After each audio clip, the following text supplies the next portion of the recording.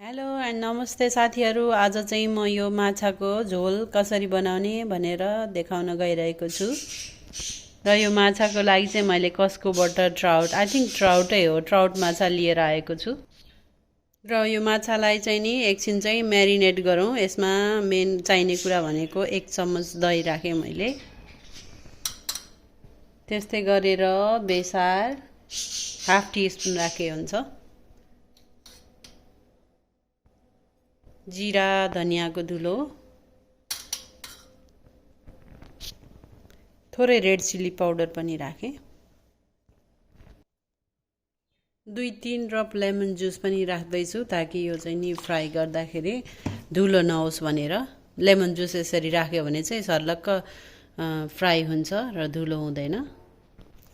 र म्यारिनेसनको लागि थोरै तेल पनि राख्दैछु मैले, लगभग 1 टेबल स्पुन जति होला। जुन तेल लिनु भए पनि हुन्छ, मैले चाहिँ अलिभ ओइल लिएको छु। र अब नुन राख्दैछु। नुन चाहिँ नि आफूले स्वादअनुसार राख्न सक्नुहुन्छ।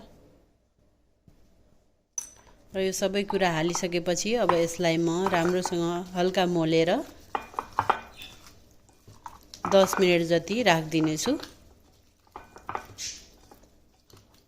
हेर्नुहोस् है त, धेरै मिच्नु पनि पर्दैन, हल्का मोलेर चाहिँ नि 10 मिनट राख्नुपर्ने हुन्छ। र यसले चाहिँ नि भित्रसम्म यो नुन मसालाहरू पुग्छ र राम्रो फ्लेभर दिन्छ।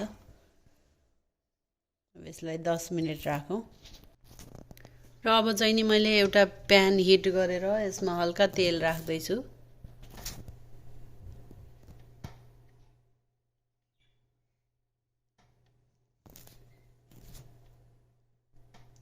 यति भए पुग्छ। र अब यो तेल हल्का तातेको छ। यसमा चाहिँ नि म थोरै मस्टर्ड सिड हालेर फुराउँछु। यसरी यो मजाले पिटपिट गर्यो, यसको मतलब चाहिँ राम्रो तातेको छ। यसमा मैले लसुन राखेँ। लसुन चाहिँ मैले सिङ्गै राखेको छु किनभने यो अहिले पछि म सबै यो मिक्सरमा हालेर पिन्न गइरहेको छु ताकि यो झोल चाहिँ एकदम क्रिमी स्मुथ हुन्छ। लसुन राखेँ। अब मैले यसमा प्याज पनि राखेँ र यसलाई मजाले चलाउनु पर्यो।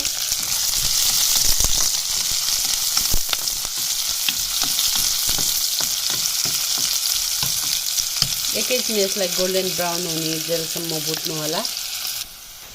र यो प्याज चाँडै गल्नलाई चाहिँ एउटा ट्रिक छ। तपाईँले यो प्याज हालेपछि तुरुन्तै नुन हाल राखिदिनु भयो भने राम्रोसँग चाँडै नै गल्छ। अब यो राम्रो फ्राई भएको छ, राम्रो कलर आइरहेको छ र बास्ना पनि आइरहेको छ प्याजको। अब यो प्याज यतिको भइसकेपछि चाहिँ मैले यो गोलभेडा, एउटा मिडियम साइजको गोलभेडा काटेर राखेको थिएँ, यसलाई हालिदिन्छु।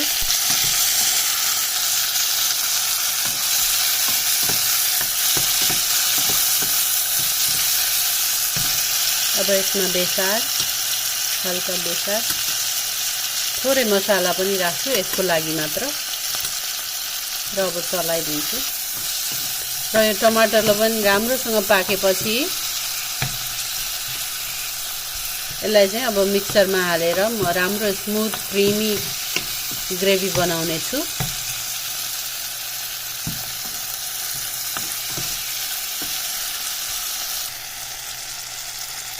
माछाको झोल चाहिँ हल्का पिरो पिरो भएको नै मजा आउँछ। त्यसैले म चाहिँ नि यो 2-3टा खुर्सानी पनि एड गर्न गइरहेको छु किनभने मलाई एकदमै पिरो नै मनपर्छ। तपाईँहरूले नराख्नु भए पनि हुन्छ। यो चाहिँ एकदम टोटल्ली अप्सनल हो, स्वाद अनुसार पिरो राख्नु होला। अब यो मेरो ग्रेभी पनि रेडी भयो। अब यसलाई पिनौँ।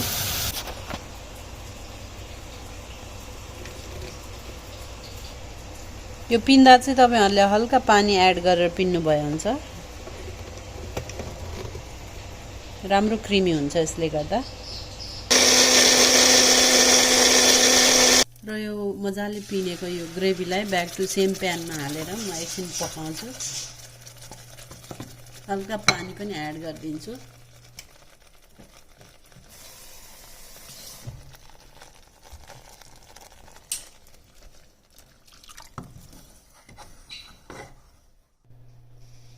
र अर्को साइडमा चाहिँ म माछालाई हल्का सेलो फ्राई गर्नलाई यो प्यानमा तेल हालेर बसालेको छु। तेल तातिसकेको छ। 1 by 1 माछा पनि राखिदिन्छु मैले।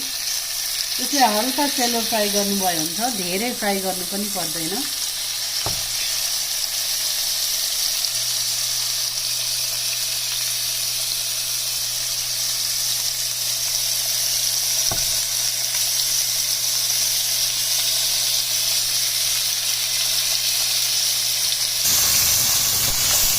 अलमोस्ट हुन लागिरहेको छ। बिस्तारै चलाउनु होला, यो चाहिँ एकदमै फुट्ने सम्भावना हुन्छ। ल अब यो मेरो माछा पनि रेडी भएछ। यसलाई चाहिँ म तेलबाट निकालेर यो अघिको ग्रेभीमा एउटा गरेर हालिदिन्छु।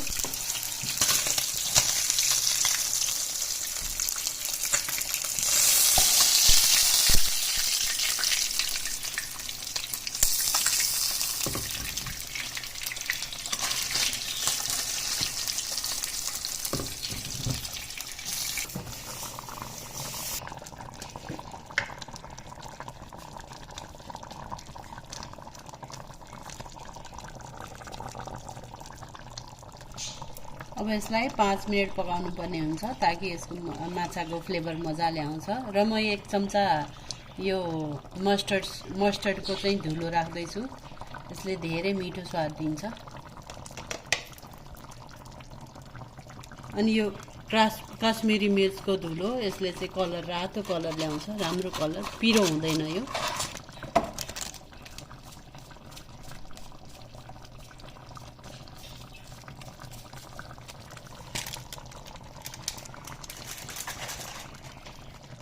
अब यसलाई राम्रोसँग चलाइदिउँ। चलाउन चाहिँ एकदम ध्यान दिनुपर्छ, किनभने यो माछा फुटेर धुलो हुन सक्छ।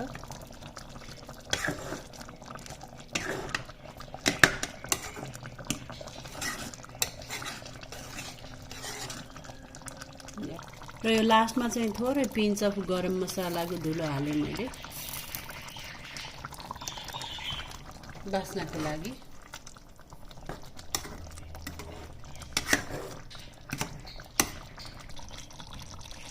अब चाहिँ यो रेडी भयो मेरो। केही अन्तिमसम्म हेरिदिनु भएकोमा धन्यवाद। केही सल्लाह सुझाव छ भने कमेन्टमा लेखेर पठाउनु होला। यसलाई तपाईँले खानासँग, रोटीसँग अथवा पराठासँग सर्भ गर्न सक्नुहुन्छ।